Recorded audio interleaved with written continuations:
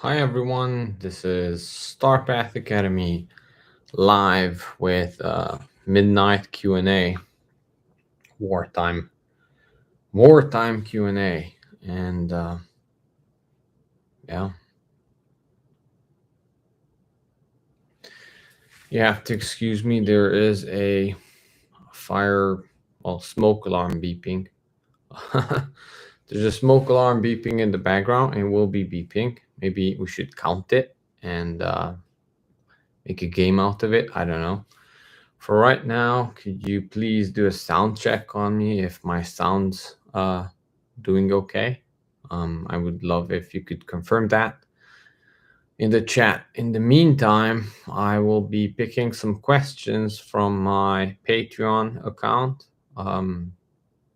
As you know, from time to time, I do post suggest topics or ask questions. Thank you, Keith. I really appreciate it. So I'm assuming the sound is good. I need 3 confirmations. 2 is in. All right. Thanks. So I guess I'll read some of those and start answering them. I don't plan on doing a long live video, but that's always the case. I'm really gonna cut it short, which means probably around 20 minutes. So thank you, JB, and thanks for all the great comments. I read your comments all the time. I really appreciate returning commenters. All right, so a Patreon subscriber asks, and I won't be reading names because I think these are private, so I don't want to give out even first names. But my question regarding dealing with the extreme unrest in the country ahead, practical advice for security and safety dealing with government growing more authoritarian.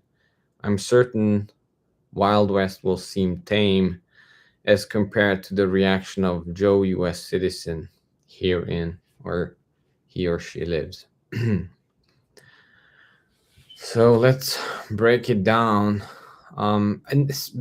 Believe me, some of these answers will not be something that you might be looking for, but these will be my answers. There are multiple reasons for that. One reason is that I will try to make these as public answers as most of the answers. So I have to tailor it for YouTube or the platforms that I'm on. And also, I come from different background and try to be intelligent about it in the sense that I'm not looking for. I'm actually trying to answer the question instead of boasting about something to get more likes or views. So it might not always be something that a lot of people would like to hear because especially these questions coming from subscribers or members, I mean, they are supporting me, so I should answer that honestly instead of making it for the view or the like counts, right? So let's break this question down. My question regarding dealing with the extreme unrest in the country ahead. So, well, right now I actually don't see extreme unrest in the near future. I think in 2020 or 21 and the summer of whatever, it was pretty close that we were getting in there, but that could resurface anytime, especially with new movements and people not being happy about the authoritarian government, but also inflation is hitting hard. But I don't see extreme unrest actually. However, it could happen anytime, especially if there's something going on in Eastern Europe. So just to calm people that this is the question, but right now I don't see that happening in the foreseeable couple of months at least. But what you need to know is safety first and foremost is, and that's for personal safety, is not being in the bad situation at first place. I mean, that's the best guarantee that you can have is don't be there.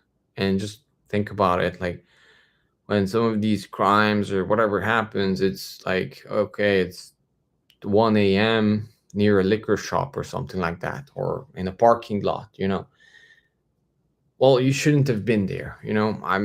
I would like to live in a world where you can be there during those times, but at this point, if you're facing reality, you should have not been there if you're kind of smart about it. So, not being in places where extreme violence is very likely is the first and foremost step that you can make, right? Because you can have the best self protection, arms, or whatever. If you're in the bad place, none of that will help sufficiently. And if you're in a good place, you might not even need any of that. Now, if you still have it, that's perfect. You have extra than your neighbor.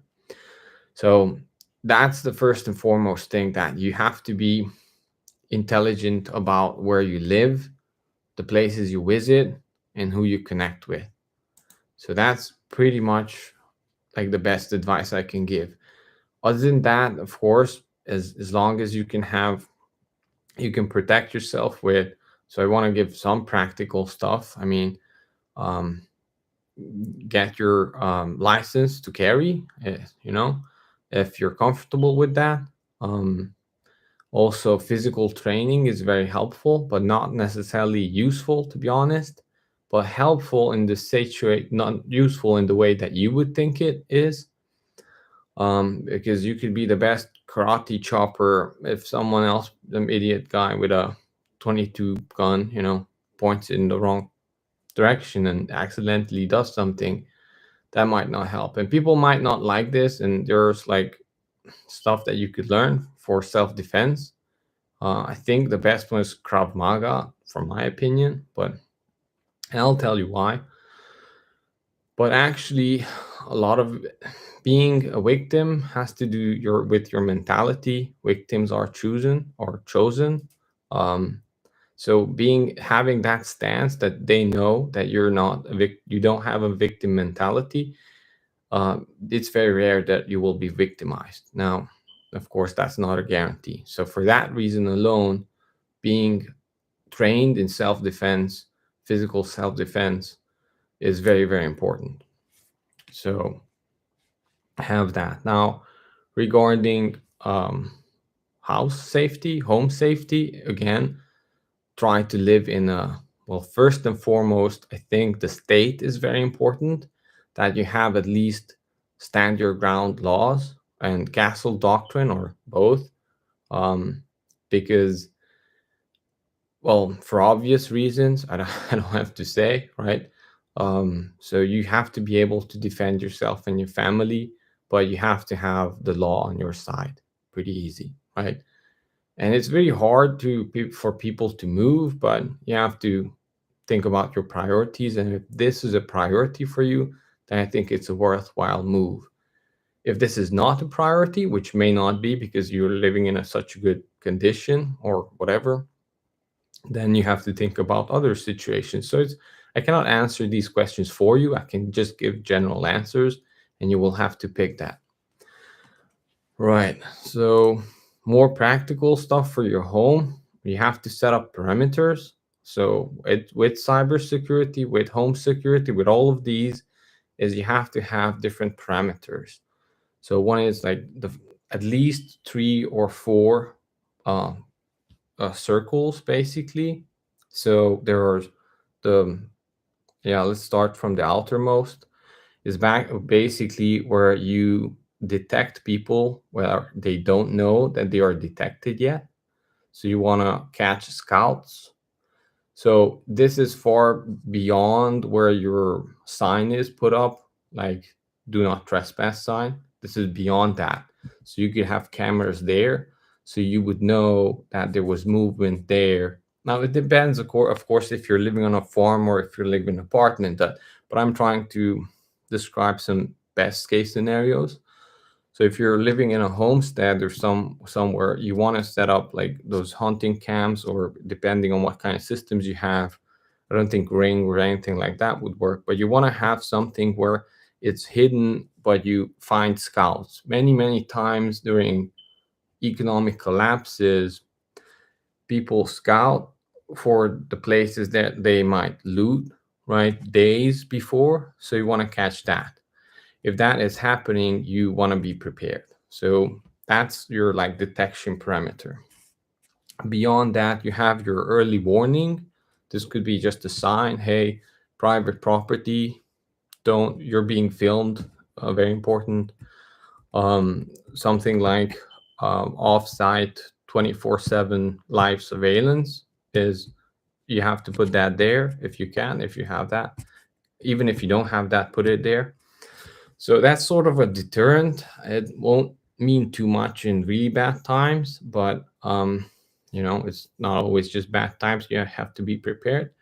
So at that point, beyond that, you have to have feedback. I think this would be still the same circle. You have to have feedback on the person that, okay, you are being watched. Very easy to have motion detector floodlights. Very good. I don't want to push Ring or some of those, but there are some other good ones where if you immediately step into the parameter, all the lights, not just one light spot on you, but all the right lights around the house and even maybe beyond the tree line can go up, and then they know that they have been spotted.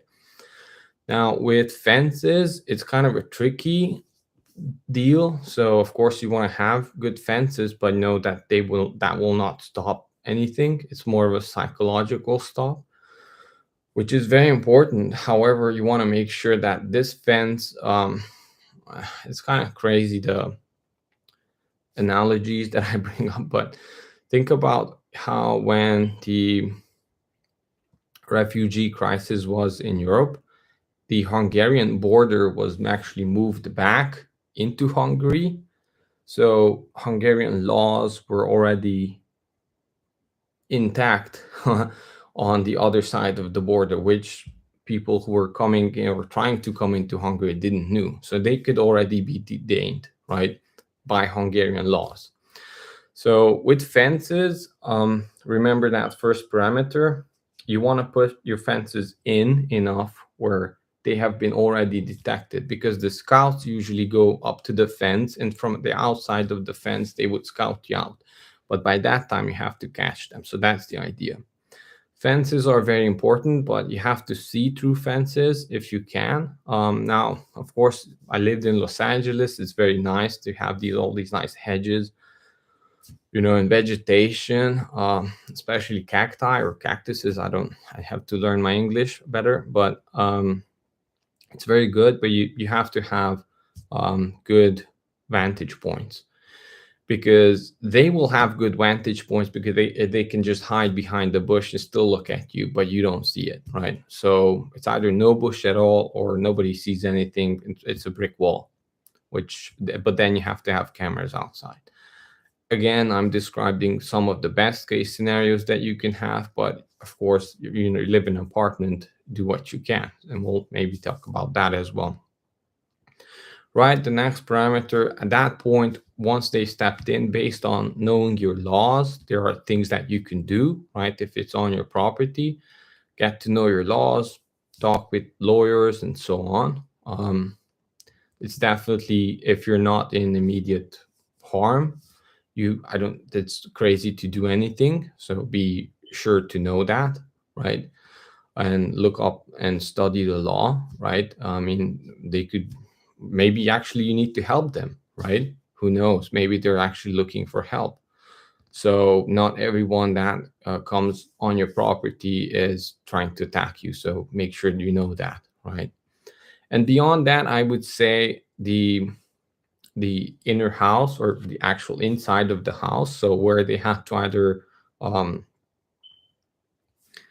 break a window or open a door or break a door. At that point, I believe the rules are very different, right? So again, need to know your county laws, your state laws, and so on. At that point, your reaction would be very different, I would assume, right?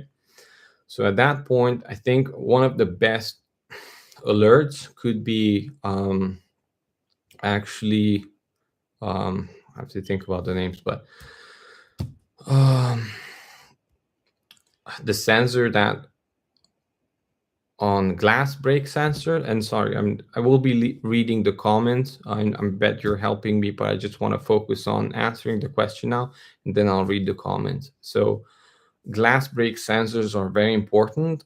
Now, if you pair that with something like, and I will have some links in there to help you with 3M film, which is sort of a protective layer that you can put on glass. It sort of turns your actual like regular glass into sort of like a car um, window where you need a couple of hits or something to get through it.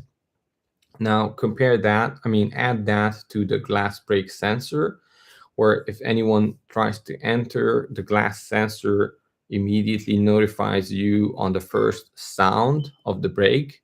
But hopefully, if you have that film on both on the inside and the outside of the window, it will hold them off at least half a minute or something like that, which would give you enough reaction time to um, to deal with the threat, right? And you have to have um, tools available all the time or wherever you're in the house, right? So deal with that however you want. And there are much better people to talk about that. But quick access safes are pretty good, um, and have multiple choices, I should say, on how to react. But also very, very important is probably even more important is to have your family trained that they know, from kids to wife to husbands and on, everybody should know, especially in these times, nobody opens the door for anyone. I don't care if it's a FedEx guy or just a guy with a FedEx costume. If you have not been, if you don't know, if you don't not expecting anything, then don't open the door. It's weird, but Eastern Europe, it's not that weird that you talk through the door. You don't crack open the door. So that's very important, very, very important. Probably more important than the stuff that I talked about previously.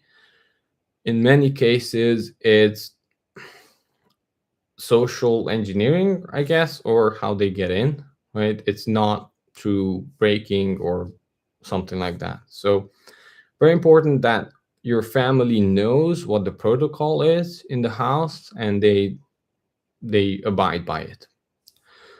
So that's very important, but also all the adults in the family need to be trained in how to handle firearms. And then in my opinion, in my unprofessional opinion, this is not advice. You have to know your family's psychological situation. You have to know your kids and, you know your family, so I cannot give advice. I'm not going to give advice at all, but talk with licensed firearms trainers so they can help you with that. Just know that there are many small, easy things that you need to know before you deal with something that, and um, avoiding the threat is much better than having to actually deal with it. So right now for locks, the most common entry is through breaking through the front door, back door, garage door, and so on. So there are, you have to reinforce your doors. That's pretty simple. There are some stuff that I can link to that I have used and are using. But very easy stuff is, I don't even know the name right now, but that sort of like latch is an aluminum latch that you put on, because what you want is the way you can kick doors in, is actually you turn around the door, your back is facing the door, and you kick it like a horse. That's the strongest kick anyone can do, and that's what they use most of the times. But that also means that you cannot kick high, right? So actually having those latches somewhere above the where your normal deadbolt is actually giving them a lot of trouble. So yeah, you can secure doors, but you cannot 100% secure houses anyway. But yeah, And don't keep valuables in your house. That should be pretty common and pretty self-explanatory. And don't care too much about physical stuff. You can always replace that, so don't sacrifice your or anyone else's life for any physical stuff. Um, honestly, it's not worth it. The sanctity of life is first and foremost, so know about that. Right, so then we go further in the circle. Then it becomes the room that you're in, or your body, right, or your family. So with that, you have to have plans with your family on if this happens, where all of the people gather in the house, and how do you deal with that. It should be clear for everyone, what is the route that you take, right? If the threat is coming from this side of the house, this is where you go, and this is where you um, can react to that. If it's from the back of the house, then this is where you go, and this is where you act. So that needs to be clear. Very important to have the alarms, right, in multiple places of the house if you can, with your security system, to immediately, I know, call the police. They might take 8 minutes to get there, but that's still good, because maybe you can stall them, or scare them off with some gunshot sounds or something like that. So, right, I'm not going to give advice on how to react. You have to know your laws, you have to know your family, and so on. But I'm just giving ideas, right? Um,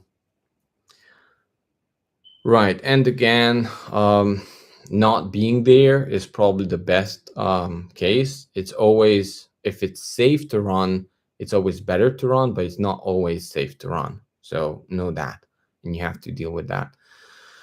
Right, and the aftermath of that, regarding legalities. So, as I said, best thing you can do is move and be in a place where that is safe and secure for your family. Also, regarding the laws that rule, dealing with government and dealing government growing more authoritarian. Unfortunately, this is the trend now everywhere around the world, but trends do, turn around. So don't be too yeah, don't be too hard on yourself and on your country. They do tend to turn around, but the trend is usually around 40 years, so it might take a while. What I want to stress here is, the solution is always peaceful. If it's not peaceful, it's not really the solution. It might be temporarily fixing something, but it has to be peaceful, because that is the only thing that will last. So you have to know another thing about government, that actually government is this YouTube friendly? Probably. Well, my opinion is that government is actually a religion, right? There are people in the government, and you are or can be in the government, and that's actually a belief system that everyone acts accordingly. And then there are laws and scripts and so on. And then there are things that are, yeah, so um, there are rules that everyone abides by based on their function, authority, and what was granted for them and what are their roles. But it's really a belief system that it's up and working. And as long as all of us are doing our job, everything goes smoothly. So as the belief system is changing, then quote unquote government is changing. So you don't change by going against something that has already changed. You change it back by changing the belief system, if that makes sense. And the easiest way to do that is through culture. If you cultivate a culture that is less authoritarian and more liberty focused, then it will seep into the belief system that we call government. And the people who are in there, the good hearted people, and if there are none, then you should go into politics, right? So it will change after it. It has to change because it's looking for survival. And as the environment around it is changing, it will change as well. So you can push back just by changing the culture around it. And it always feels like it's going into one direction until it snaps, and suddenly all of the people who were kind of sleeping in, who are more libertarian or liberty minded, eventually change it very fast from the inside. um, so know that one man in a good position is much more important than hundreds of men in bad positions, and that's very important. So if you are a liberty minded person, it's very easy going to government. And it's very contradictory because you would think that government is authoritarian, but actually, government should not be authoritarian. But people who think that government should be authoritarian, they are piling up into government. And people who are not who are actually liberty minded. They are more trying to be entrepreneurs and all of the rest of the stuff, or have fun in different agencies, right? I think just watching 1980 says for your beeping smoke alarm battery. Yeah, I think we should have a game, and whoever counts first, how many, I mean, in the rewatch, probably, how many beeps there were in the alarm, gets something. I don't know. Maybe we'll think of something. Okay, so yeah, back to the topic. Actually, more and more people who are liberty minded should go into government. I mean, that's how you change it. And that's how you change it for the long run, that you make a culture that it needs to change, right? And to give you a very good example for this was that in the communist, well, the fall of communism in Romania in December, when it happened, and when they were um, escaping with the helicopter with Ceausescu, the dictator. Actually, the helicopter pilot faked a missile attack, and he said that it was they have to land in the middle of nowhere.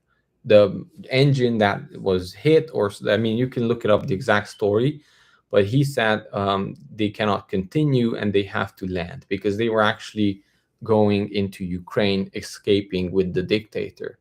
But that helicopter pilot was had enough of dictatorship, and he was a high position. He had a high position in the Romanian Communist Army, right? And he landed the helicopter in the middle of nowhere, where eventually local police arrested the dictator, and the secret police that were, um, with the dictator at that point. So I mean, it's even on Wikipedia you can get which is rare, but it's pretty good, close to truth story even there if you want to read it, like how Ceausescu was caught eventually. So I just want to say that having important positions in government is much more important than taking a half brick and pounding your chest with it that you're going to change things through force. And that's my opinion, and you can take it or leave it. And it will take time. So I know this is long, but I mean, human history is long, and the battle is I mean, it's not a couple of years, right? Things have progressed here where we are now through decades.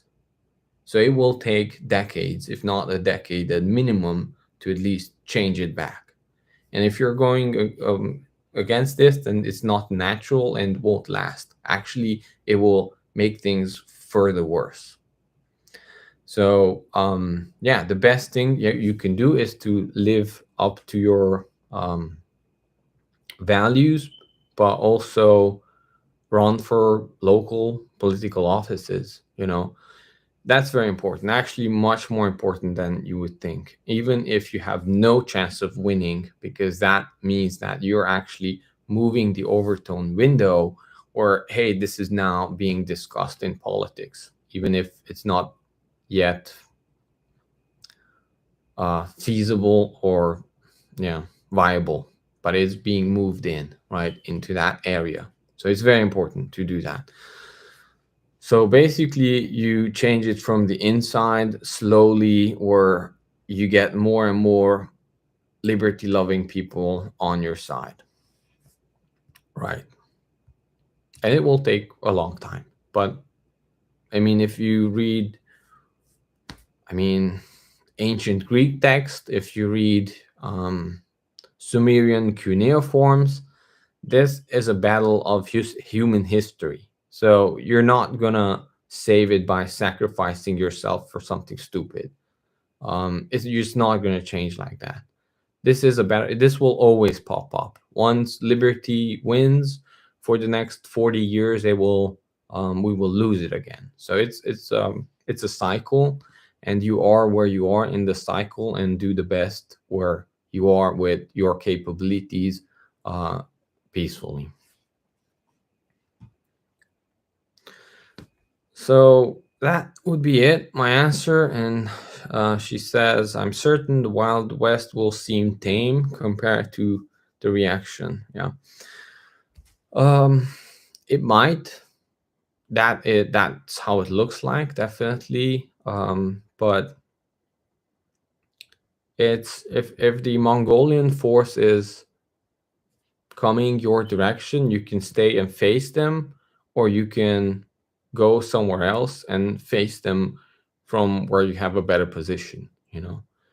um it's not always, I mean, YouTube friendly. So let me say, the we already have enough martyrs. In the cemetery is full of martyrs, and there's we actually need people who are intelligent and can strategize. You know, that is what you should do, because we have enough heroes on paintings and in stories and statues, right? So I don't think we need more of that. We need more people who are level-headed and are liberty-minded, and that means that you might not agree with the liberty that the other person might want to live in, but it's either liberty or not liberty, and you have to be honest about it. And sometimes that means the liberty that you would not choose for yourself, but it is someone else's liberty, and you have to respect that. So I hope I answered some of. I mean, we could go on for hours, but we have already passed 20 minutes. So let me read some of the good commenters' comments. Captain Corona says XRP. Yes, XRP. And other ISO 200 2020, I believe, coins. I kind of like Stellar. I mean, it seems to solve issues that I would want crypto to solve, and XRP is also pretty good, but they are also very in the system. I mean, it's not like I like cryptos for different reasons. One is that they solve problems, and these are at least solving problems, but then I also like it for some totally different coins for the liberty aspect of it. And then I don't like so many coins because they overpromised, which are the big ones. They overpromised, they didn't deliver, and they are now there because we're stuck with them. So, and also crypto is not solving every problem in the world. You still need physical gold and silver and so on. Ahmed Vedian, I have to pronounce your name right somehow.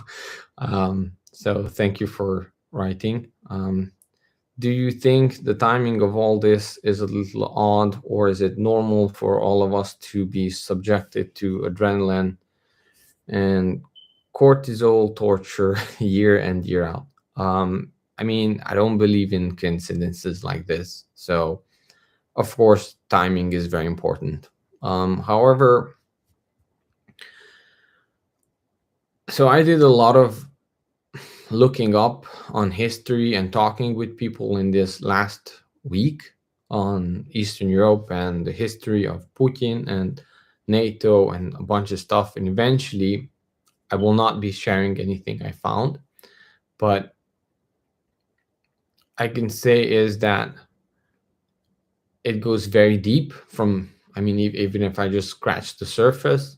And at some point, for the regular people who are not interested or very, very interested into this, it's almost like not even worth going that deep because we are, I mean, so out of control there that you're just wasting your time. Because to be honest, it's like taking you out of your power circle where you could actually prepare, care for your family, and you're being taken away for a ride where the rabbit holes just keep on going deeper and deeper. And it goes deep.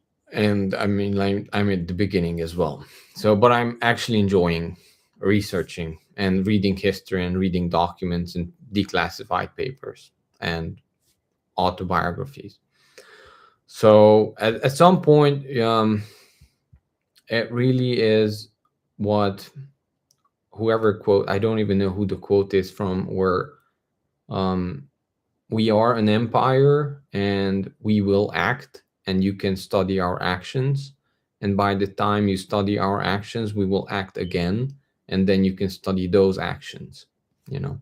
So you have to be ahead of the game, not trying to understand the game, someone else's game. And that's my honest opinion. But I do believe that there's no such coincidences. Honesty is the best policy. I agree. I don't think it's even policy, it's a way of life. But if you cannot be honest, then what's the point of it? So if not, you're just a slave for your own mind, you know. And I will try to read the next 20 comments and then catch up. But I probably won't be able to read all of the comments. If there's something really important, you might want to put it in now. Why is it important for the media? Okay, I just recently learned this lesson. The media is here to make you want to go to war. Definitely. I agree with that.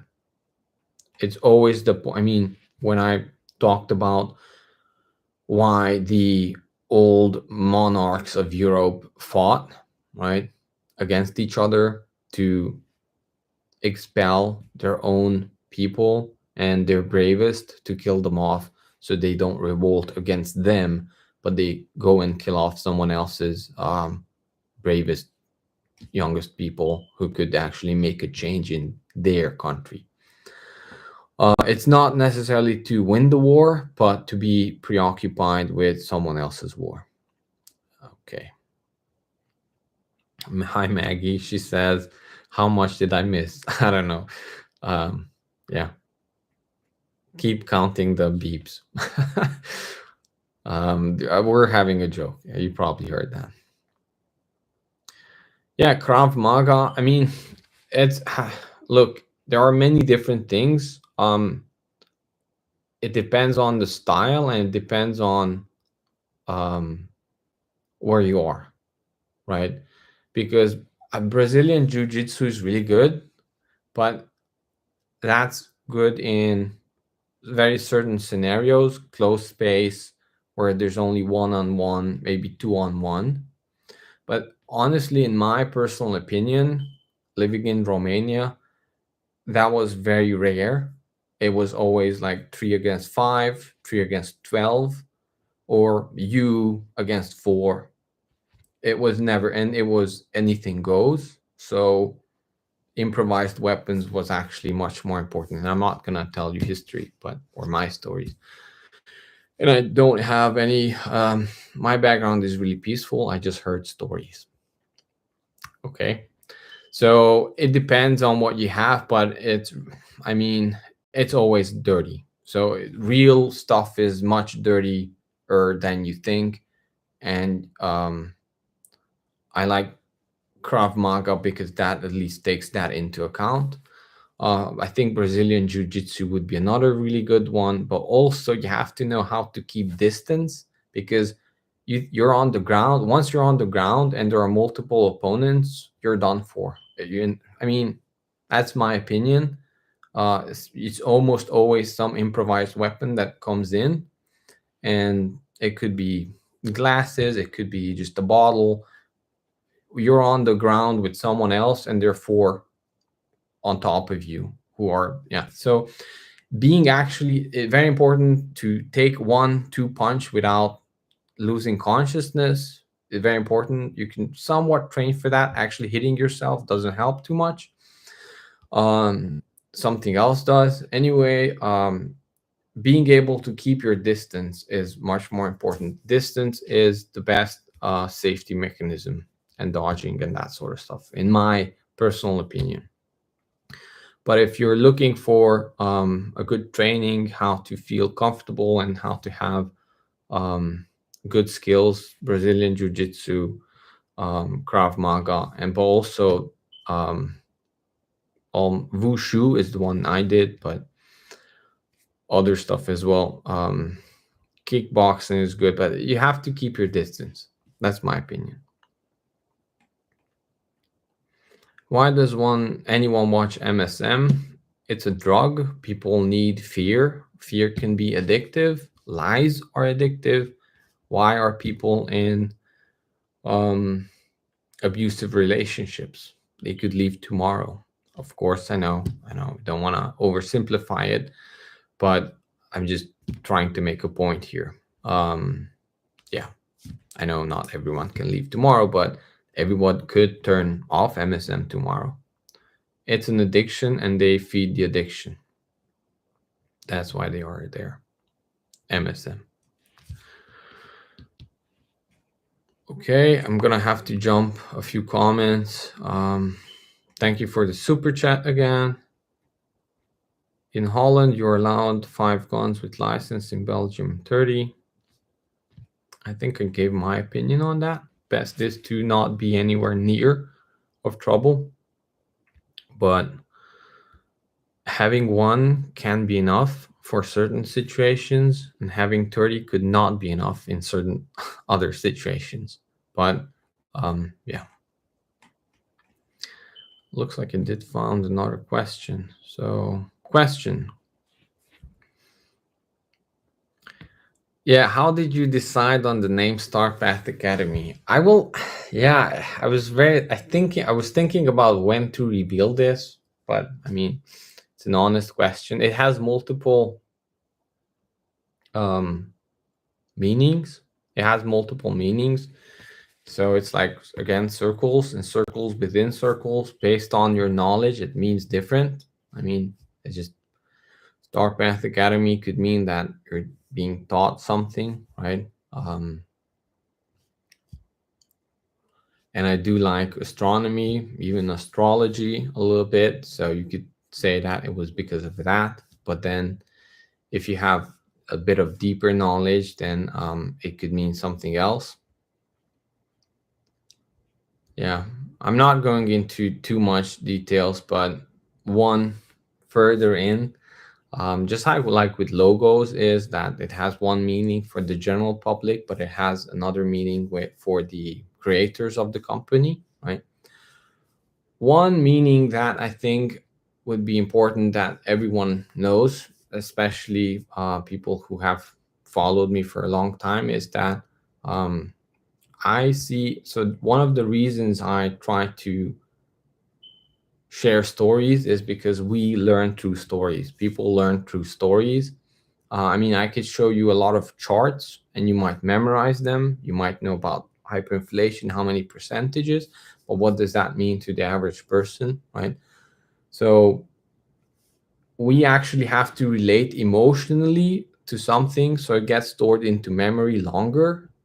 And if it's data with emotion, then it makes a link in you and it sticks. That's what they use for manipulation as well. They try to have you emotions while you're watching. In the background, they're actually feeding you information that you might not know about. Now, for stars, is that I see everyone story from history or today as sort of a star. And if you're just focusing on a star, it's really just a star, right? But as you listen to more and more stories, honest people telling their own stories, then you will see some patterns emerge. Just like how, star, like the Big Dipper, Orion, and so on. So those will start to emerge once you have some extra knowledge that this is how you connect them, right? So then the pattern emerges once you have a big enough picture, because the stars are there, but you have a deeper understanding of how you can actually navigate your ship based on stars. So I think that is one of the reasons for Star Path Academy that I want to share with you. But then, of course, if you know more about Hungarian folklore and so on, then we could. It's like an onion. But I think this is the most important for people to understand, that we are actually, sharing stories, and you will have to make or draw your own picture out of it once you have deeper understanding. Okay, I'll jump around for another 5 minutes, then 8 minutes. Yeah, it looks like a lot of people are in crypto. XMR, yeah, I mean, I like these projects for what they're trying to solve. Honestly, I don't know too much about ZEC, so it might be underrated. I don't know. Zcash. Oh, Zcash. Yeah, I've heard about it. Yeah, I'm not gonna tell anything. Uh, Sam says, my grandmother survived World War One and World War Two. She told me the worst was not being afraid for German soldiers, but the constant hunger. Would you agree with this? So the worst was not being afraid for the German soldiers, but being constant hunger. Would you agree with this? My grandmother did tell a lot of stories, and hunger was always there. Um, I believe so. Our family was sort of prepared for both world wars. Um, but as soon as my great grandparent and parent, a grandparent, had to participate in something, it was the women went hungry a lot. Yeah. Let me see some. Yeah, so we had root cellars. We had root cellars actually on both sides. My grandfather's prior World War One, hard workers and farmers, and they were able to help others before World War One. After that, a lot of things have changed, and they were starving. So there I have a couple of stories of concrete stuff of how they survived starvation. Yeah, but this is not the live for this that. I do agree that it's probably the worst one, because actually, from what I heard, they could reason with soldiers, um, German soldiers that you could reason with. Not so much with Russians, to be honest. They just fled when the Russians came, um, which was the right choice later to be found out. Anyway, yeah, we'll talk about some other time. Okay, questions are sort of jumping back and forth.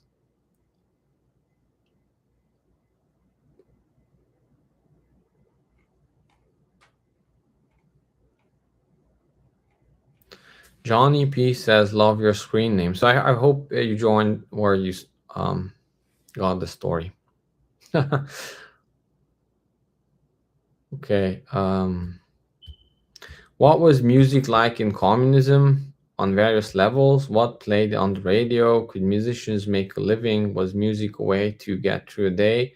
Were the songs ever happy? Any thoughts on music? That's a great question, Wen. And thank you for so many comments that you leave on my channel and on my post. And you did give me a couple of like ideas to think about recently in your comments. So about music, well, you have to know I was very, very, very young under communism and it was already ending. So I cannot tell a lot of stories of communism.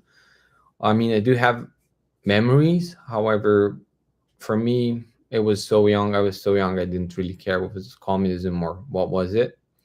From what my parents told me, right, and their generation, actually, communism morphs. So when they say, well, communism was never tried, that means the communism that you have in your head was never tried, which is true. That version of communism was never tried. So another thing to know about any totalitarian system, not just communism, is that it's always something and communism, something and fascism or whatever the system is.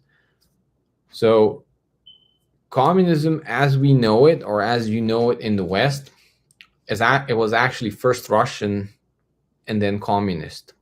Romanian communism was first Romanian and then communist, which is what not people what who believe today of communism think how that is communism, but actually it morphs into that because the international communism that was touted and was sort of put on display kind of ended after 10 years or so.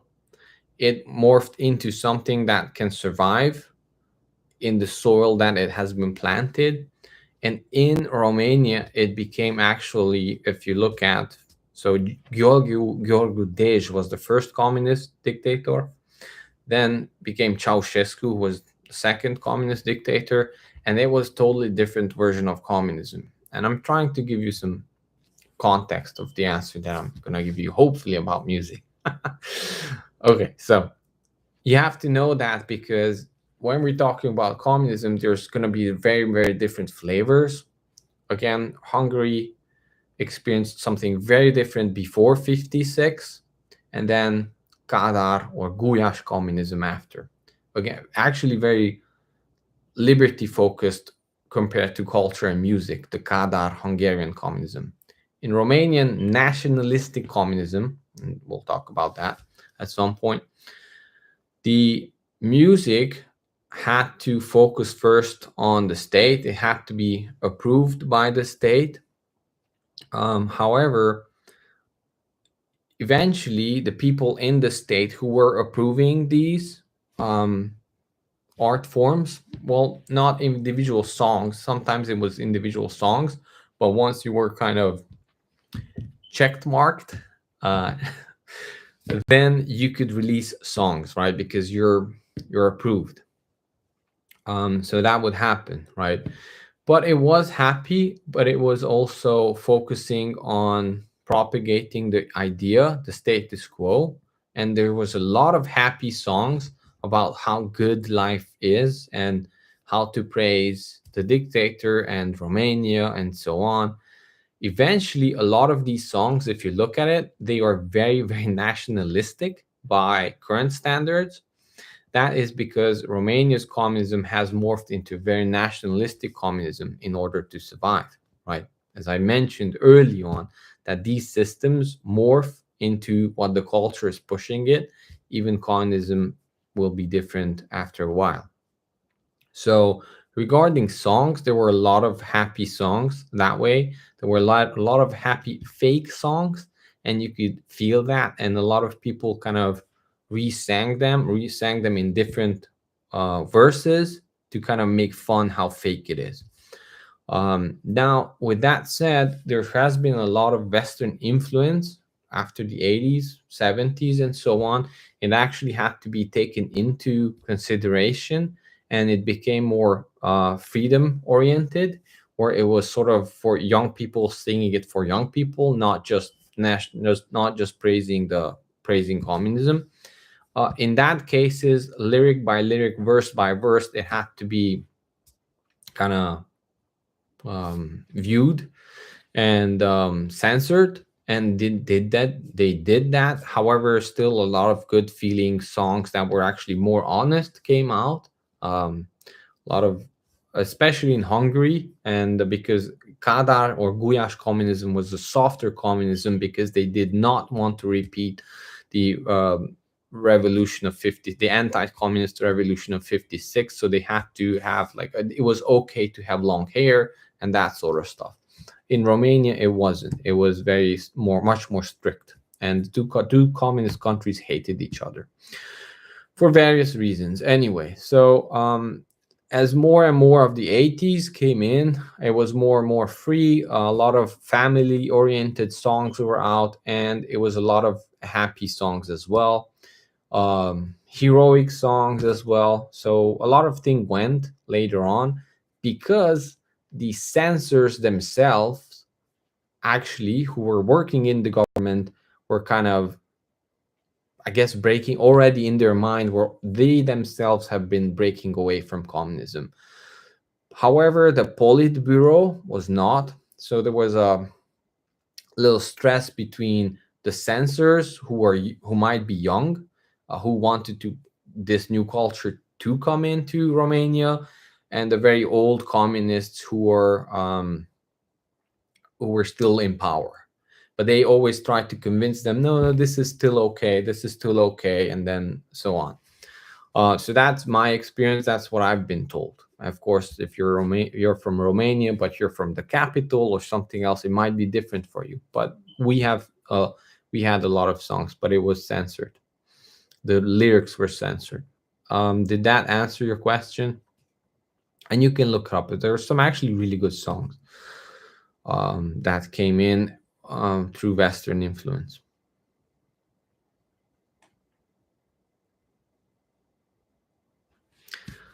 And he says, God bless you, bro. Your videos have informed me greatly. Thank you. Well, thank you very much for the great questions. Okay, I just do question or Q. Okay. Q question: do government benefits cease to go out? I mean, it's hard to answer, but most of the times during a shift in government or shift in economy or a reset, they don't go out. How they don't cease. However, it will no longer matter. So I think it was Ben Bernanke. No, it wasn't Ben Bernanke. It was Greenspan. I think it was Greenspan who said that we can guarantee payments, that the people will always receive their pension, always, because we print the money, right? What we cannot guarantee is the purchasing power of that currency. So they can guarantee you $2,000 per month, whatever. It's just that might buy you a coffee, which we have lived through. And even in a recent interview with Lynette Zhang, I talked about government checks that we received. And this was after communism. Prior to communism, or during communism, it was actually a technique to divide people. And I talked about that as well in that interview. I don't know when it's going to come out. After that, it has been actually sort of to help us, right? However, in the checkbooks, it was because we received checkbooks with 12 checks, one for every month, and you would take it into a post office. And based on the number of kids, actually your kids had to go to school because school was broken. During hyperinflation, nobody cared about anything. So this was also a technique to make kids go to school, because then the parents would get money for that, right? Yeah, I mean, some people have no idea how hyperinflation messes like a country up. But anyway, so let's back to the checks. So it was actually in the checks. I think it started from 30,000 Romanian lei, which was sort of good for food and clothing and all of the rest. Really good help. But towards the end of the checkbook, inflation was calculated in that it grew from 30,000. I believe the last checks were in the books $90,000 dollars. We wish Romanian lei. So from 30,000 Romanian lei into 90,000 Romanian lei. So they already expected that we would have a threefold inflation.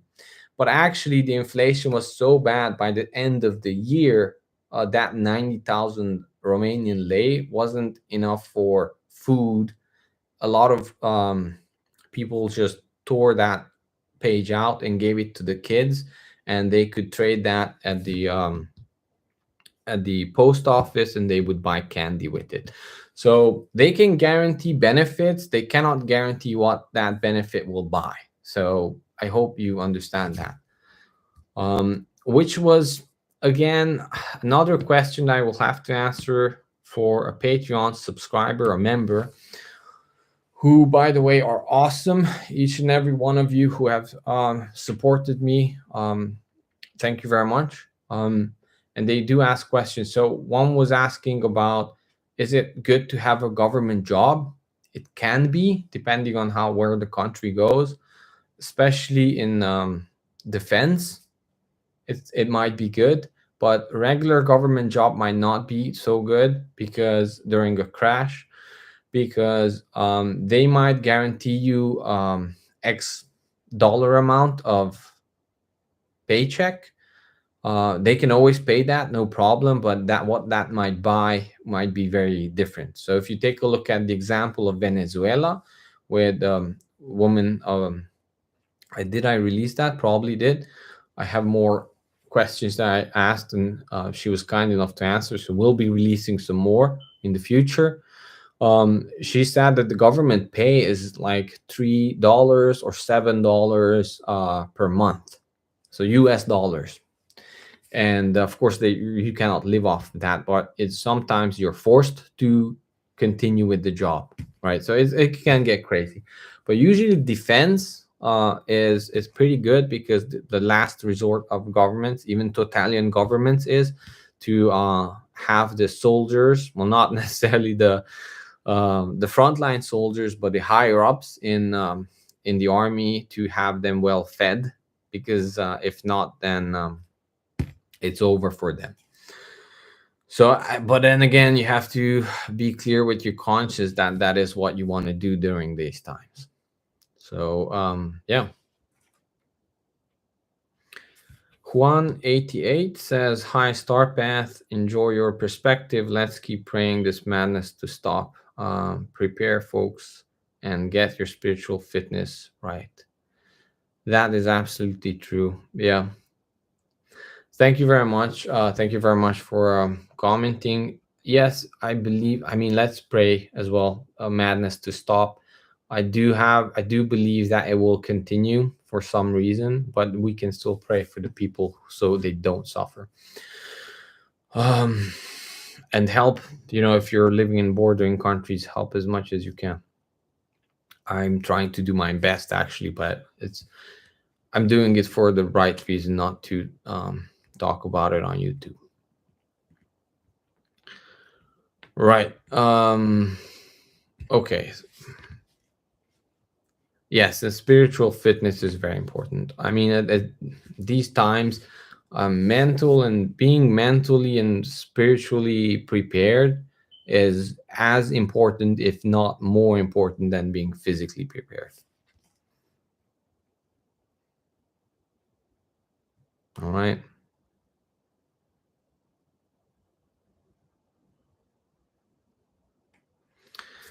I think that was it. Let's see the last two comments.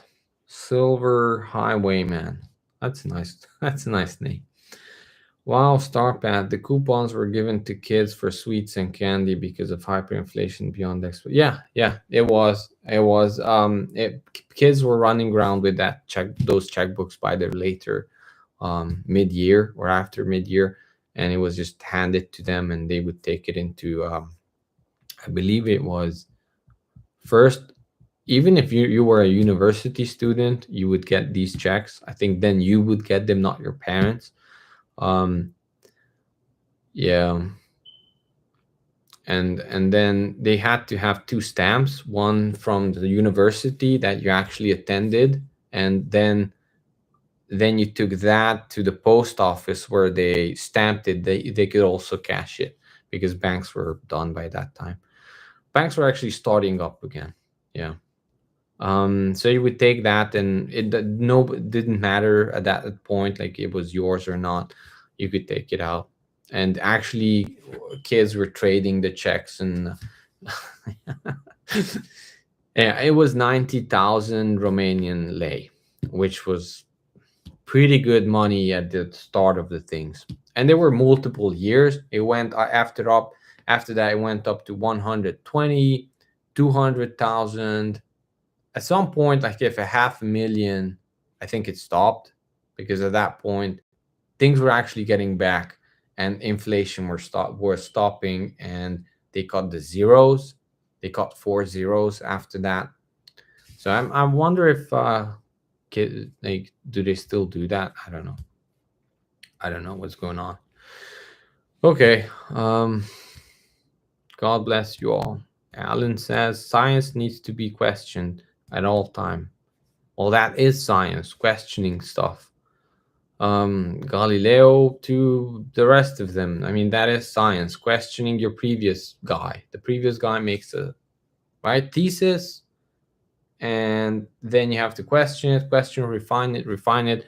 The atom model from Bohr, how it went to forward, it was always questioning, refining everything.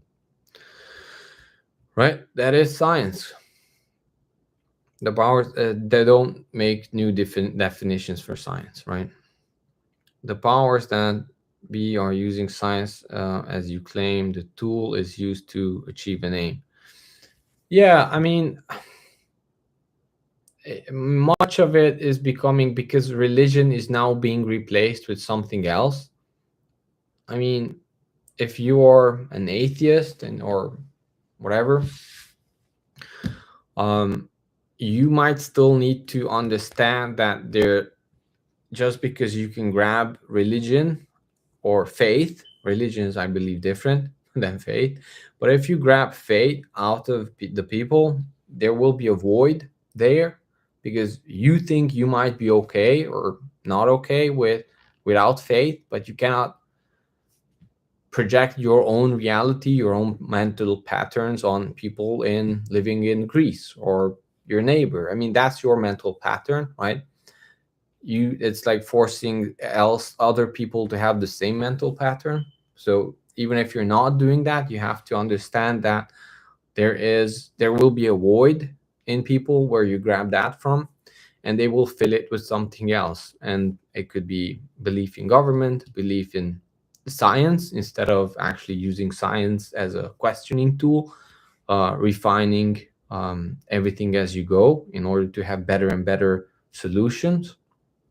And it will be treated as religion. So random stuff, celebrities, media, whatever they can fill it with, it will be filled, and they will actually have that attachment that they had to their religion. Now the same attachment goes to something else, right? I mean, you have to recognize this, because technically, if you're an atheist, none of you might be, whatever. So I'm just saying that from an atheist standpoint, so I can have a third percent, like a third view on it, right? And the outside view. So if you're an atheist and you're looking at someone who was religious, but now, because of, well, back in the day it was communism or whatever's coming, you say that no, you cannot have that, then they will have a void there, and that void they will fill with something, right?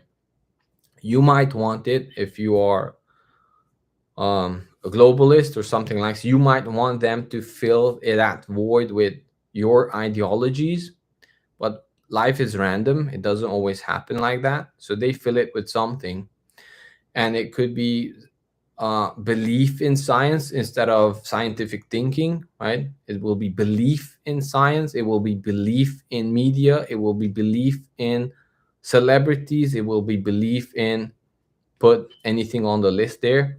Technically, this original atheist might have not even mind or cared about the religion. What they hated was the belief in something. So the irrational belief that they had in whatever. And that is what they wanted to get rid of, not necessarily religion. So they didn't really attack the problem. They got rid of the object of belief. And now that object of belief becomes something else, right? So that way, eventually, even the communist Romanians had to kind of stop with the persecution of religion because it was going nowhere. And they let religion happen in Romania. They even helped monasteries and everything else to be built, but it became a state-controlled religion where actually the priests were checkmarked, so to say. So we can talk about that later. Yeah, well, that's my opinion anyway.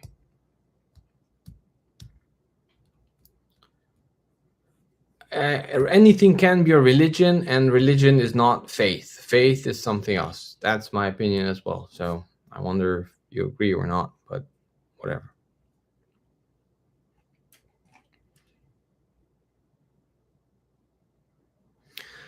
And we have a petrol station that ran out of fuel here in Ireland by 8 p.m. as price was to be raised after midnight. Expect more of this, unfortunately. Yeah, expect more of this. It's going to be hard for people who haven't gone through this. This was very hard in Romania. It was horrible. We walked miles and miles and miles with backpacks, and we bicycled everywhere. And the food price was horrible just because of this. Yeah. But now I think you can have, and I'm planning to buy one, electric cargo bikes. I can put a link that I'm planning to buy. I don't have the funds yet for it, but I'm planning to buy it, and hopefully I can use it to move chickens around. Yeah, think about alternatives. I don't. Okay, I'm not gonna go into electric cars. Yeah, let's not do it on this stream. But you can imagine that what issues I have with it. But I do like electric bikes that you can service yourself if you understand just a little bit of mechanics and electronics, and you can buy pieces and put it together. If cars would be like that, electronic cars, where we would have this big secondary market of parts and this and that, and nobody would control or have a lot of computerized BS in it that you don't need, I would be the first one in the row. But with bikes, you can have that. We already have that. Damien says, what did you say? Do all your fellow countrymen have a degree of understanding as you? I love my fellow countrymen. I don't think they have this degree. They might have a better degree. They might have a lower degree. It depends on, well, it depends on a lot of things. I think it was my upbringing, my father and my mother, circumstances, and me being a curious mind of trying to listen to the right people and then disagree with them and then disagree with them and listen to the next 10 right people and then disagree with them and then kind of carry the knowledge that I learned with them to the next 10 people. By the way, this 10 people comes from, you should choose your closest 10 people the best you can, because you will be an average of them, right? So if you have shitty friends, you will become like them. If you have curious thinkers, then you will be like them. So I always tended to choose the next 10 people. Of course, I'm still friends with people who I've been friends with since kindergarten. Don't get me wrong.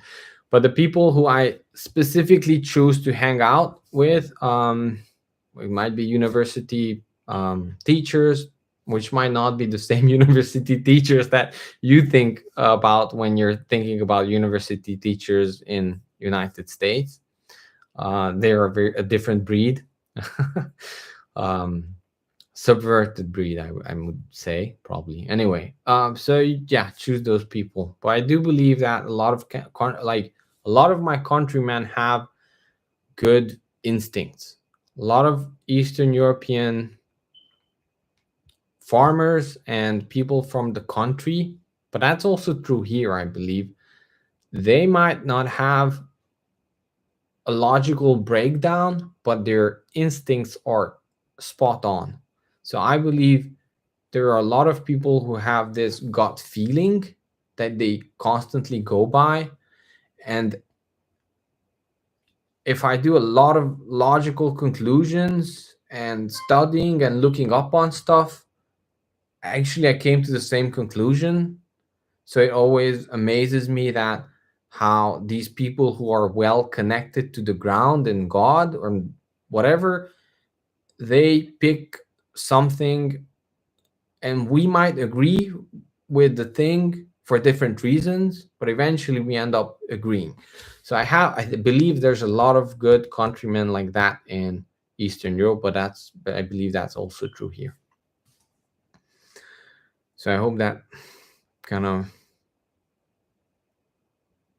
yeah. And I love those people.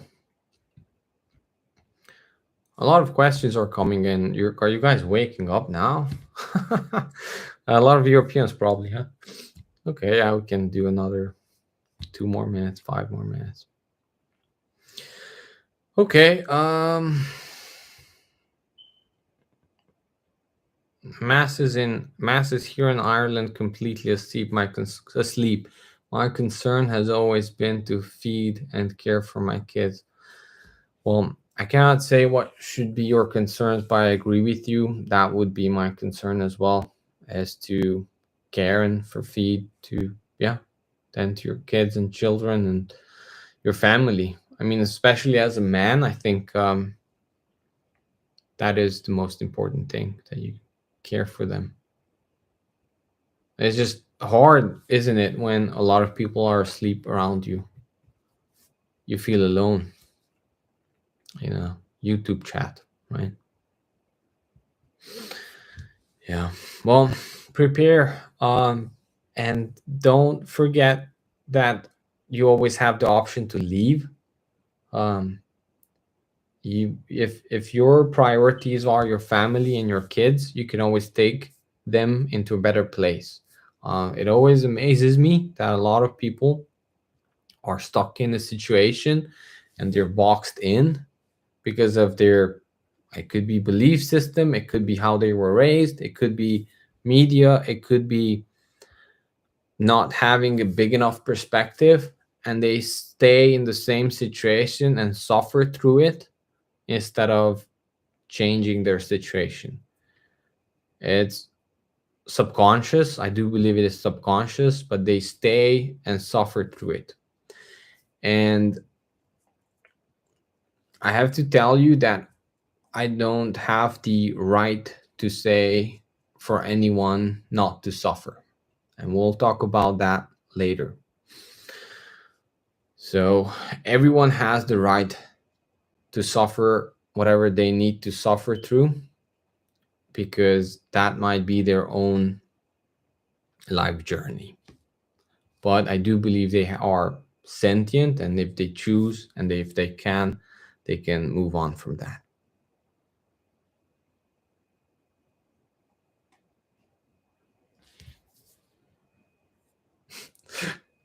Okay. Sam says people I care about are idiots. They see nothing coming. Some already financially ruined. Had savings in the bank in Turkey. Oh, warning did not help. She lost, I think, at least 150K in euro. That's horrible. Sam, I'm really sorry to hear that she lost so much. It's horrible, isn't it? You can't help them. I wouldn't call them idiots, but I mean, maybe I don't understand the word, but I know what you're saying. And to be honest, well, it kind of ties back into what I just said, that in the big picture, this might be a path that she needs to go through. You know, money can be remade. Now, 150K of euros. Wow. Yeah, I feel really sorry. I mean, and I think even in my first video, I started that it wasn't the people's fault. It wasn't the people's fault, other than the fact that they were just not interested in the world that was around them. Yeah. Wow. I'm sorry to hear that. Yeah, I kind of did realize at some point we cannot help people. You cannot lift them up. You can try to lift them up, and if you do, but then you let them go, they will fall back where they were. And then they will be angry at you. Why did you not keep them up? It's very unfortunate, but you cannot lift people up in this sense, in this metaphoric sense, of course. Because if you do, you are interfering with their right to with the right to struggle. Because through struggle, we become different people. We become better, I believe. With the right kinds of struggle, we become better, and get to experience in a different way. And if you are forcefully helping people, you are actually interfering with their right as a human being. What you can do is you can spread the information, and then whoever is attracted to that is attracted to that, and what they will pick up, you have no power over. So actually you have to respect that choice, because you would want that choice for yourself. You don't want people to come in and interfere with your life. Like, you don't want these World Economic Global Forum, whatever, people to help you, right? You don't want it. They are, in their mind, they're helping you, right? But you don't want their help. So you have to understand that is the right that people have, that they might not want to be helped, because what you're giving them, actually from their perspective, might not be help. Which in the long spectrum, right, in human history spectrum or point of view, which is true. All right. Would you ever interview Peter Schiff? Yes, I would love to interview Peter Schiff. I personally have learned to formulate my instinctive arguments from him. I think Peter Schiff has really good skills, and I respect the man. I don't always agree with him, but who do I always agree? No one. Yeah, I would love to talk with him. I listened to a lot of Peter Schiff stuff back, I don't know when. And he did formulate some good ideas. Really good ideas that I think people would benefit from. But he has the right to be Peter Schiff, right?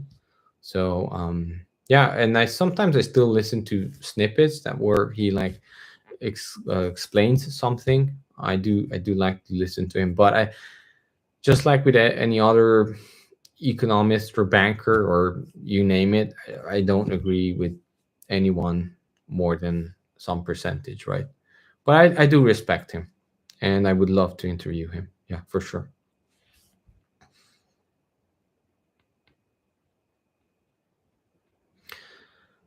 Maggie Smith says, just hold them in the light. Yeah, I think I know what you're getting at, but even that is too much interference. What you have to be, you yourself have to be the light, and then the people who are attracted to the light will find you, right?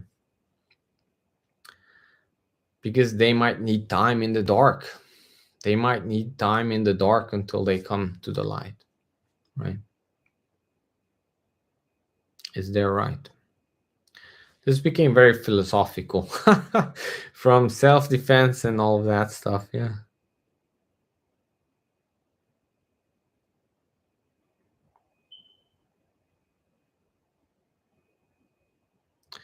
Ask Jason Hartman for a Peter Schiff intro.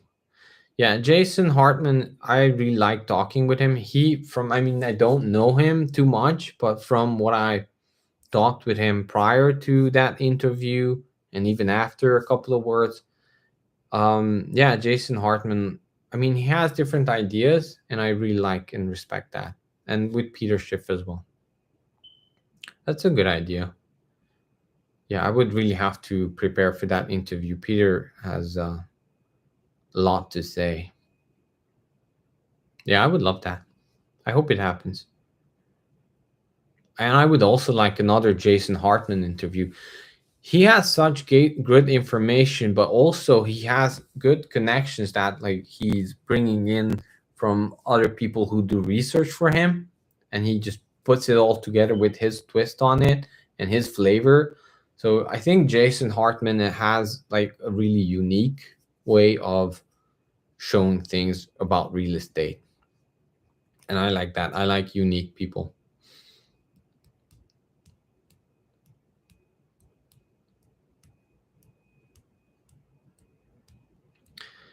Allegory de la Caverne. I don't know, my French is good, but yeah, the cave allegory. Yeah, I think that's Plato.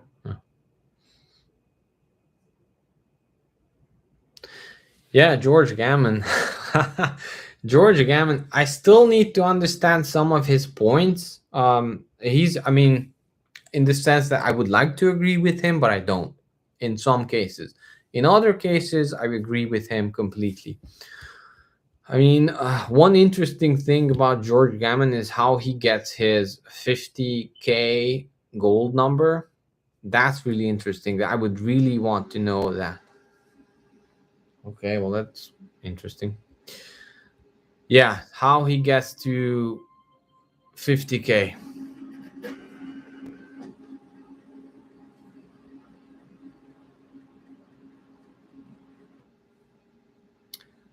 Okay,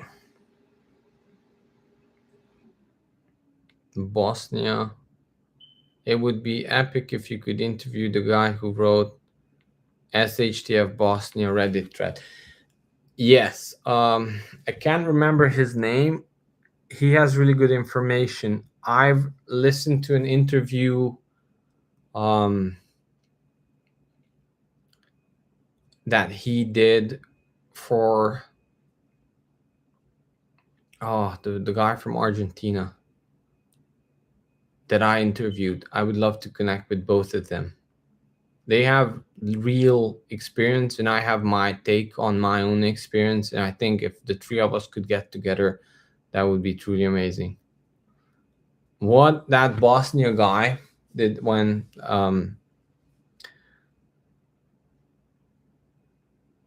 did was, I think, was very enlightening and true. How can you do you know his name? Because I don't want to refer to him Bosnia guy. He has like a short name. I think it starts with a K. Yeah. Anyway, yeah, he one of the things that he says, and I remember us doing it, that one of the most important tools was actually having a um, feszítős.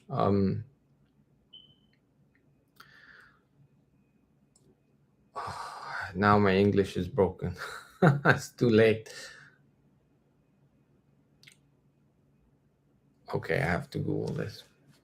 So anyway, after communism fell, it was a lot of old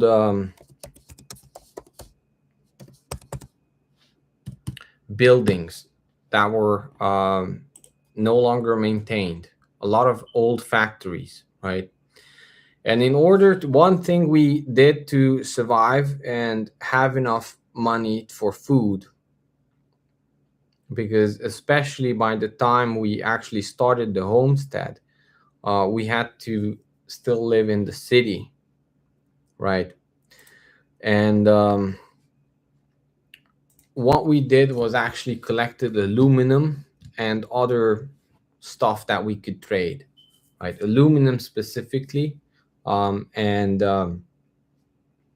these old buildings that were actually collapsing after communism used to be like old forges and other stuff, and we had to go through rubble in order to get into some old communist buildings that were in the property of the state collapsed, and people went through these old buildings in order to find stuff that they can make um, they can fix their own house up from. So having a crowbar, the point I want to get to, was very important. Having um, hammers, crowbars, and these very basic tools, right, um, was more important than having these little gadgets that are fancy things that you can now buy off of Amazon that they sell for survival stuff, right? So actually having a metal rod or a crowbar was more important than having something fancy that you can buy now for $100. Simplistic tools, right? A hatchet.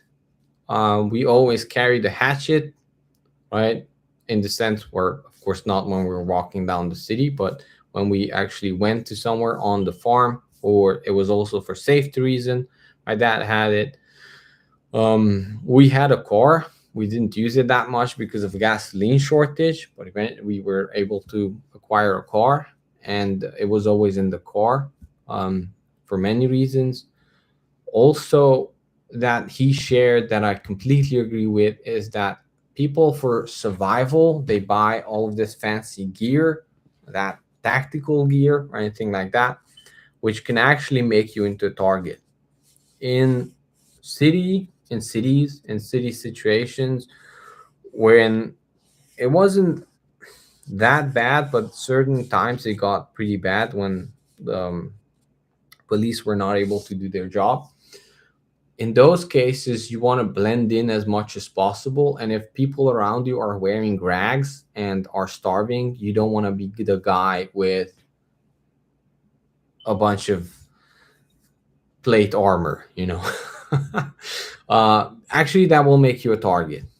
So some very basic down to earth knowledge I got from him. And I would Ferraro, I think that's the guy. Yeah.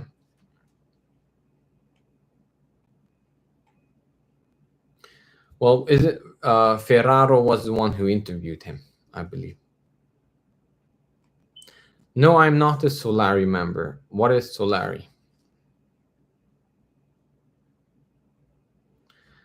Ahmed Vedian, who's the wife of Ahmed, I believe, I can never know who is writing, but loves the philosophical aspect of this chat. I think that is what made us go over the 20 minutes by a good 60 minutes now, because I love that too. The chat is like that as well. Well, I'm glad you feel that I taught you something. I credit my happiness to my misery for sure, and God. I do think charity is important at times. Thanks for sharing. Yeah, absolutely. Helping others will help you have a great deal of self-worth. Yeah. Thank you for your comments. Mm-hmm. Be the gray man. It's absolutely. Fernando was the guy who interviewed the Bosnian guy. I think if it's Fernando still on YouTube. If not, I think you can still find him on Odyssey. So Fernando and the Bosnian guy had a talk that was absolutely worth its value in gold, or what weight in gold. That they were, especially he's like really good at prepping and survival tips, and these guys were just having at it very good tips that people who are don't I mean I don't I mean, I'm not blaming them. A lot of people are doing a lot of not Fernando, but I'm saying on regular YouTube guys who are doing survival stuff, they're also many times they're selling you stuff that could be good. It would be nice to have, but if you compare it to just a hatchet or a crowbar, it's like you can't even compare. In actual situations, these very basic tools are very good, and they give you some very good basic tips that are true in my opinion and from what I lived through. Yeah. And there are also actually good trading items. Like if you have a bunch of hatchets or stuff during these times, you could sell them.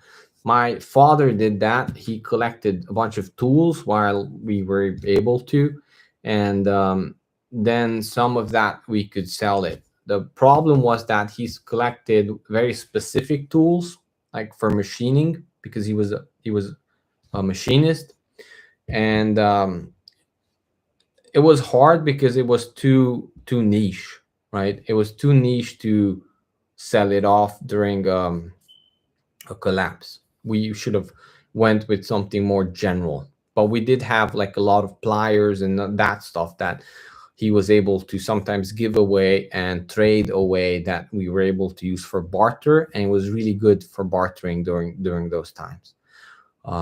Yeah.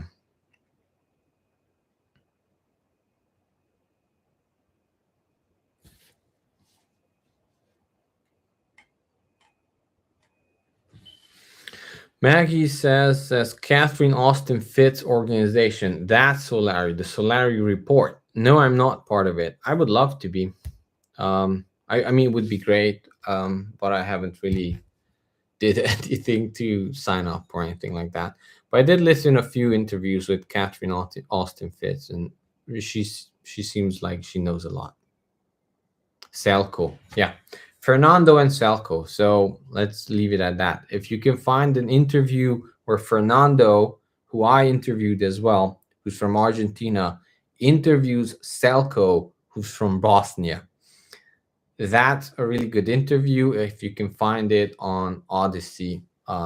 Very basic tips, but very enlightening if you haven't lived through these situations, through a total economic collapse, or in his case, in Bosnia, where the city was surrounded by different forces, the Serbian forces, I believe, and then the Serbians, yeah, NATO. So it was a mess, right? And he was stuck in the city, and they had to survive. And it's a good interview because he has like in-depth knowledge of that. Imagine having that knowledge now in Kiev. You know, if you're in Kiev, knowing that would have could mean that you are saving your life, right? Life and death. So, and knowledge is cheap, man. Nowadays, knowledge is so cheap. You can just listen to YouTubers and they're giving it away for free. And it's amazing. Or you can buy their book, you know, Fernando's book. What? It's like $25 or something. Right.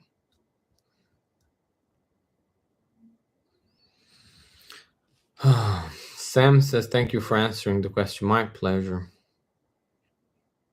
God of Disco, looks like your message has been retracted, probably by YouTube. I don't know. How relevant do you think these apocalypse scenarios are to America? If chaos erupts in America at that level, won't gun ownership and groups rule off? I can't quite understand which. Okay, so let me reread it. How relevant do you think these apocalypse scenarios are to America? If chaos erupts in America at that level, won't gun ownership and groups rule all?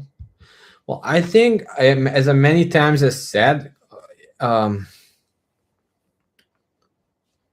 empires fall from the edges in. So I think America is already center of the empire. As you can see, Ukraine is falling first. So it would take a lot of time to erupt here or have pretty bad situation, unless there's an internal civil war happening. In that case, it actually erupts here. I don't see that happening.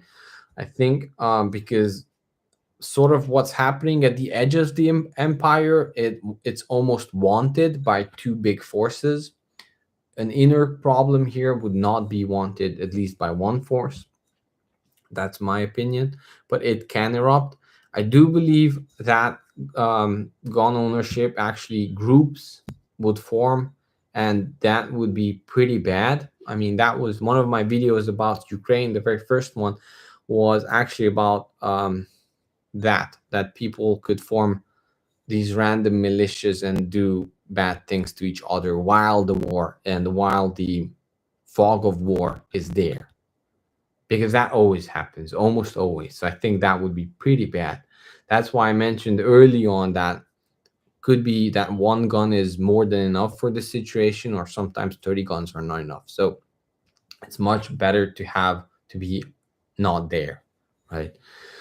It would be a total chaos. I do believe, however, in these cases, the people beg the government to come up with a solution. So you can imagine why this would benefit someone, right? So you would beg the government for a solution. At that point, I don't know if there's anything else that you can do, to be honest. So I believe that at that point there would be such an authoritarian government that it would be very different than what we can imagine now, and it would be probably even better to have that authoritarian government during that time, because if you don't have it, then you could have a total collapse and uh, gangs of anarchy happening, right? And you don't want that. So I don't think I mean, these are scenarios that we're talking about. At that point, much of anything doesn't really matter, right? But you can totally imagine when the Boston issues happened, right? There are certain things you should not say on YouTube, but you can imagine how fast curfew was implemented, um, almost like military vehicles going down the roads, right? So things can happen, and maybe sometimes you might not want to hear this. That is still better than having these roaming gangs who are committing violence. So because these things happen, that like government seizes power because we ask them to seize power, right? The problem is that they don't want to give that power up once the issue's over. That's the problem. So sometimes you need the authority to take care of worse issues. That's the role of said government, I should say. I'm not against that, because people's rights need to be protected, and temporarily this could happen. The problem is, and the fear is that why would they ever give that power up? That's the problem.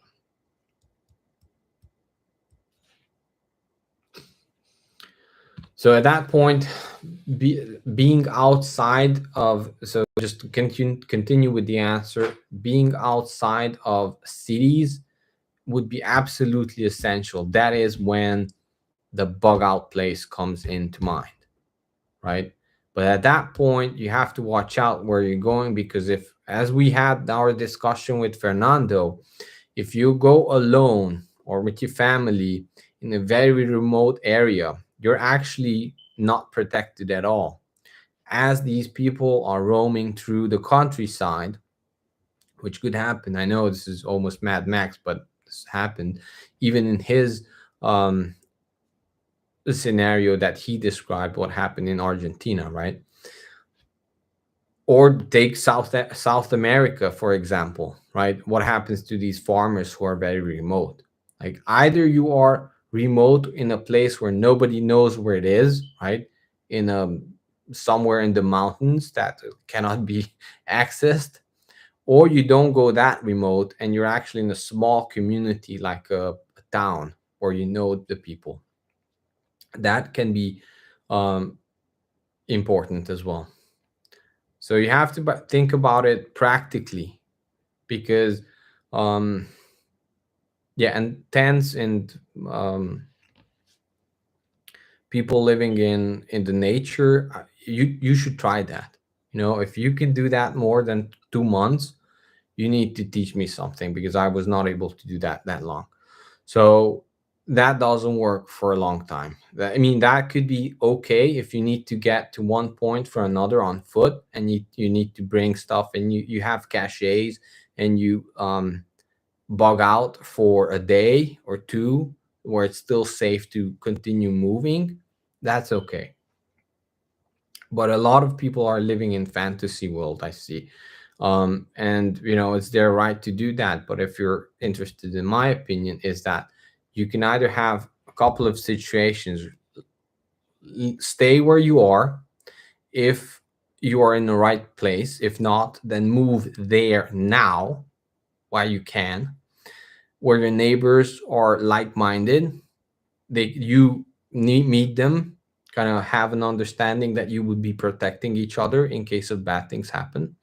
That's really good if you're already in a good place. If that will not be a good place and you need to move out, then find a small community, in the sense that it could be a small town in rural America where they kind of by default are prepared. You get to know them and stay there. Or, but again, with people around you.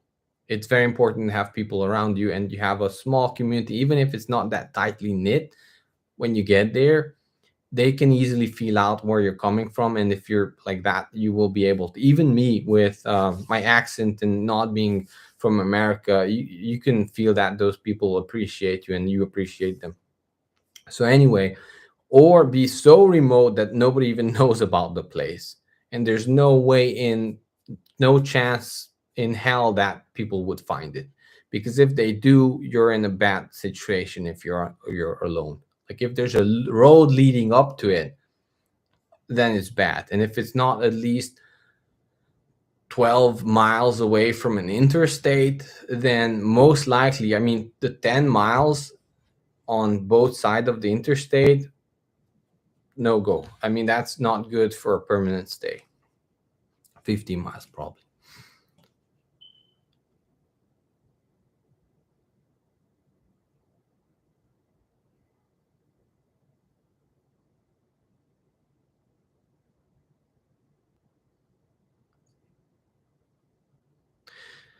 All right.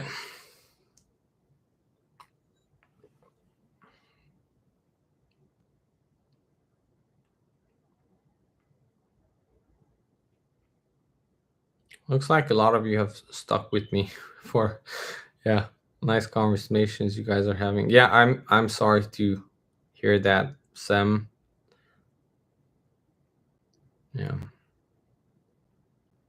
I hope you're doing okay now.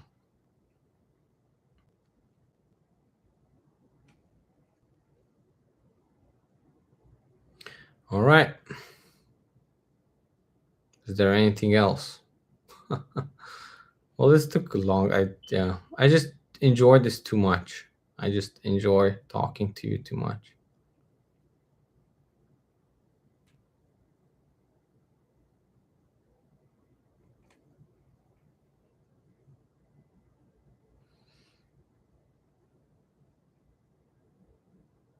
All right.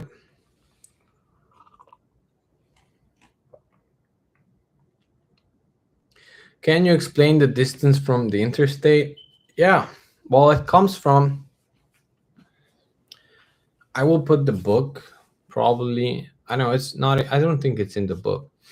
So anyway, when the Germans and the Russians were fighting on the front, Second World War, and the Germans were retracting. Is that the word? Anyway, pulling back because they were losing the war on two fronts, right?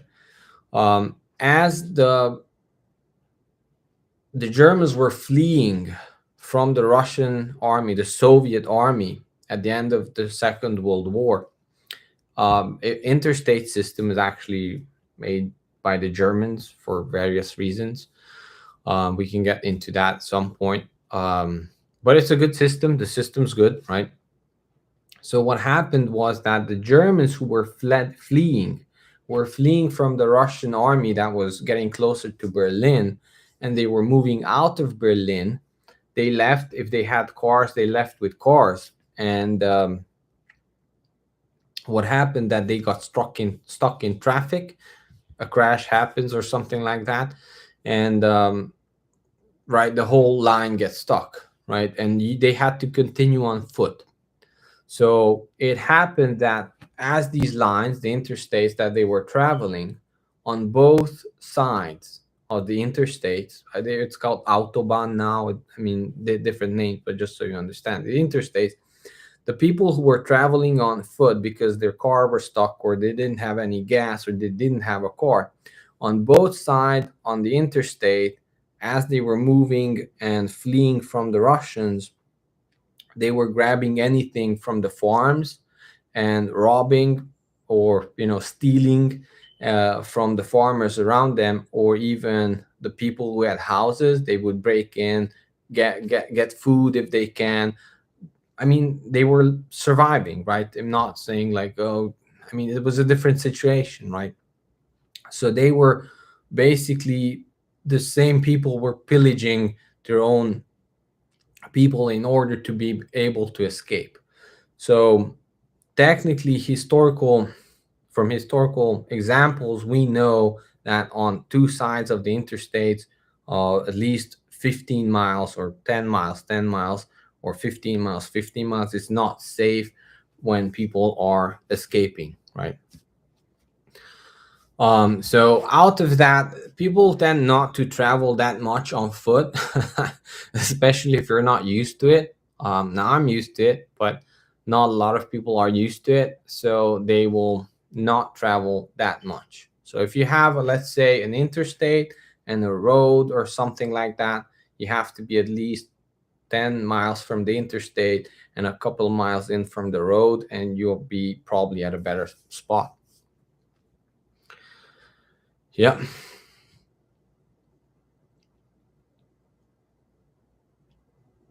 All right. Let's leave it at that. Um,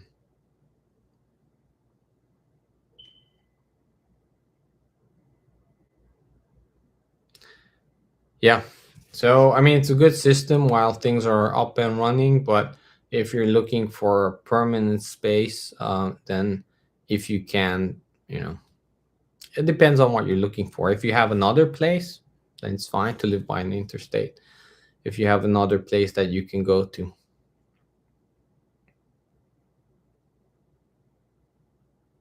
All right. Well, thank you very much, everyone. It was nice talking to you as always. Cheers.